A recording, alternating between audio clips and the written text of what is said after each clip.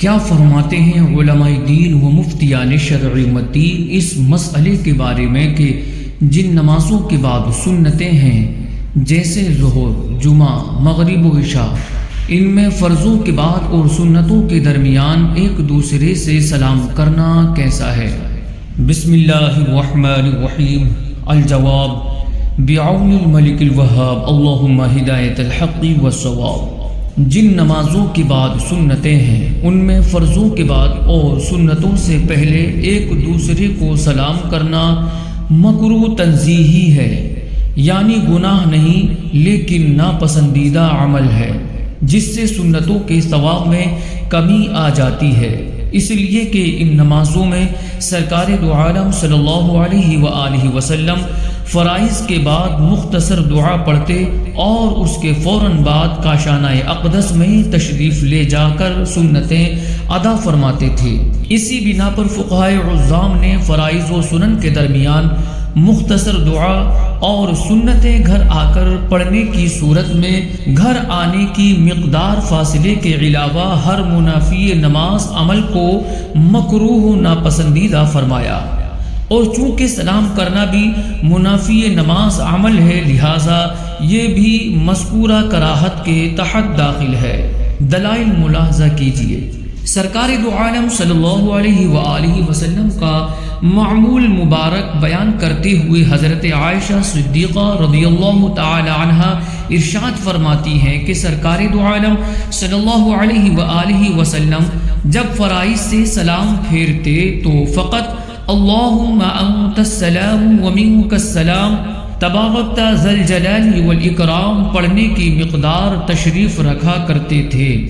مذکورہ حدیث کے تحت طیبی میں ہے کہ یہ فعل مبارک ان فرائض کے بعد تھا جن کے بعد سنتیں ہیں، اور جن کے بعد سنتیں نہیں، جیسا کہ نماز فجر ان کے بعد یہ معمول نہ تھا۔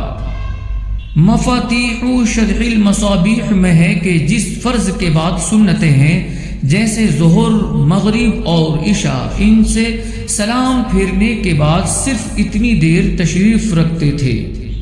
فرائض کے بعد بلا فصل سنن کی ادائیگی کرنی چاہیے، ان کے مابین مختصر دعا کی مقدار فاصلہ کیا جا سکتا ہے، اس سے زائد فاصلہ کرنا مکروہ ہے، نیز ان کے مابین کلام یا منافی تحریمہ عمل بھی مکروہ ہے۔ چنانچہ در مختار میں ہے کہ سنت و فرض کے درمیان کلام کرنا سنت کو ساقط نہیں کرتا، تاہم اس کے ثواب کو کم کر دیتا ہے۔ اسی طرح اصح قول کے مطابق ہر منافی تحریمہ فعل کا حکم ہے۔ بریقہ محمودیہ میں ہے کہ سنن و فرائض کے درمیان کلام کرنا مکروہ ہے۔ بہار شریعت میں ہے کہ جن فرضوں کے بعد سنتیں ہیں ان میں بعد فرض کلام نہ کرنا چاہیے، اگرچہ سنتیں ہو جائیں گی مگر ثواب کم ہوگا، اور سنتوں میں تاخیر بھی مکروہ ہے۔ ایک دوسری جگہ فرمایا کہ سنت و فرض کے درمیان کلام کرنے سے اصح یہ ہے کہ سنت باطل نہیں ہوتی، البتہ ثواب کم ہو جاتا ہے۔ یہی حکم ہر اس کام کا ہے جو منافی تحریمہ ہے۔ مذکورہ کراہت کے کراہت تنزیہی ہونے کے متعلق فتاوی رضویہ شریف میں ہے کہ فصل طویل مکروہ تنزیہی و خلاف اولا ہے، اور فصل قلیل میں اصلاً حرج نہیں۔